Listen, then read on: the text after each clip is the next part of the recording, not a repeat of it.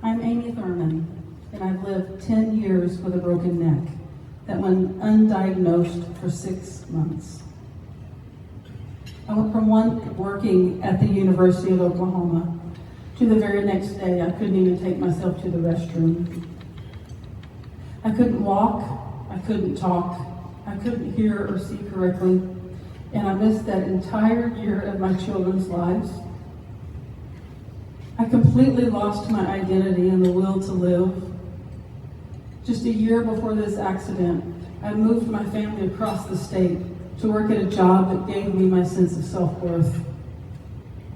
When everything was stripped away from me in the snap of a finger, I felt worthless because accomplishment was where I found my sense of self-worth.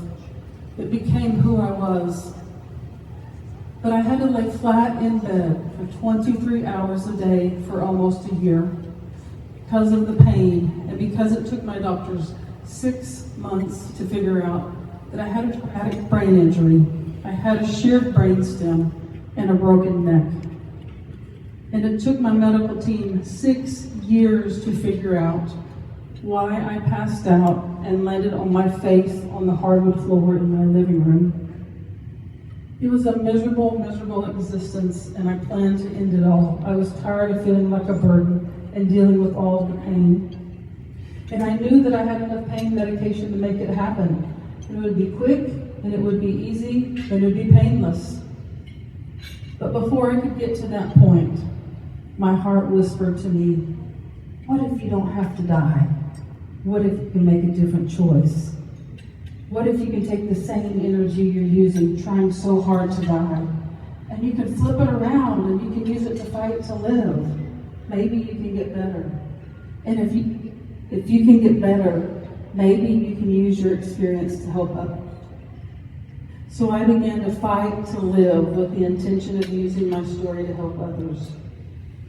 And that choice was the beginning of everything for me.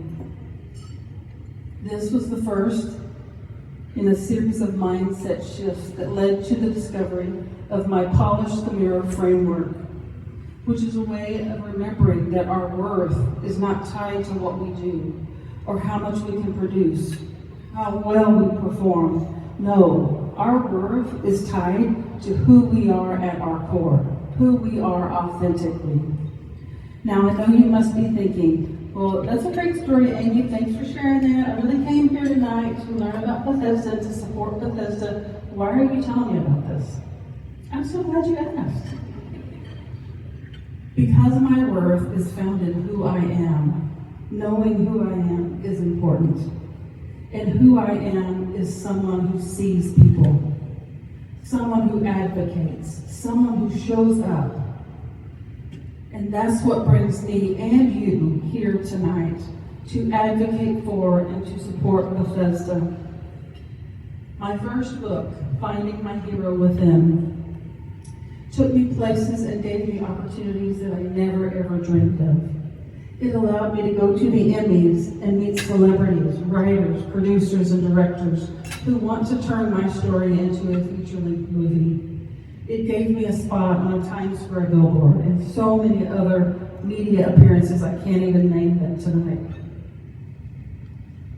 And while that is fantastic and I am so grateful, I also have a deep desire to make a positive impact in my local community. So I signed up for Leadership Norman and was accepted. One of the opportunities Leadership Norman gave me was the ability to work with a local nonprofit to help provide support. So myself and other members of the leadership team, who you will meet later, chose Bethesda and decided to create this annual Masquerade Gala event in collaboration with Bethesda because we know how important community is. I would not be standing before you today if it weren't for my personal community. Whether it's physical, emotional, or even sexual, trauma has a way of leaving invisible scars. And far too many of us know what it feels like to carry them. And if I'm honest, most of us know what it's like to need help, to need someone to step in and say, you don't have to do this alone. My family and my friends stepped in where they needed to step in. They filled the gaps that I could not fill. And one of these friends is even with me tonight.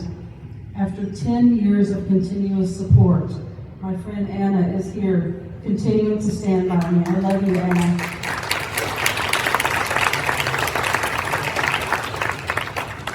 When I toured Bethesda for the first time with Leadership Norman, the former educator and social worker in me did a little happy dance. Because what they're doing at Bethesda, it's sacred work. They're not just helping kids survive trauma. They're helping them find their voice again. They're helping them feel safe in their own skin again. They're taking one of the heaviest, most heartbreaking things a child can go through, and they're offering them hope, healing, and even moments of joy. That's a superpower. And while this issue has not personally affected me, I've seen it from all sides in the students and the clients that I worked with. I saw firsthand how this subject was swept under the rug, justified, and silenced. I remember one year when I taught high school at a school right here in Oklahoma. One of my female students approached me privately and said that a male teacher had been placing his hand on the inside of her friend's thigh, making her uncomfortable. But her friend was afraid to say anything because she didn't know what the repercussions would be. This student was too afraid to say anything, and so she allowed it to continue. And I just want y'all to know, I took care of that situation. I did.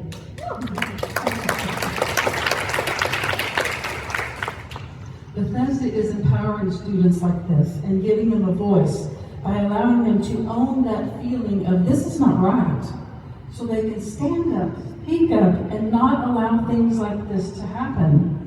Bethesda is opening eyes and minds to an issue that's been buried for far too long. We not only have the ability to help propel this healing message forward, we have a responsibility to ensure that every child in every school in Oklahoma knows the signs to look for, and that every sexual abuse survivor in Oklahoma feels heard, seen, understood, and assured that they are not alone and that they are not broken. They are worthy of a healthy love, and this leads them to becoming healthy members of our communities. We're business owners, leaders, executives, and citizens who want what's best for our communities, right? Well, this is where it begins. It doesn't begin in a boardroom or in an office somewhere. It doesn't start at the Capitol or at some sports arena. It starts in classrooms and in therapy clinics across this state. Just like my community showed up for me and continues to show up for me, and I'm sure your community has shown up for you, you and I are part of the community of the great state of Oklahoma, and we have an opportunity right here in front of us to show up and to make the difference of a lifetime for students and youth in this great state. But if we don't do it, who will? So tonight isn't just about raising money. It's about raising hope, raising voices, and raising our collective responsibility that says, not on my watch. While we can't change what's already happened, we can change what happens next. Thank you for being here tonight, for showing up, for caring, and for allowing me to share a piece of my heart with you.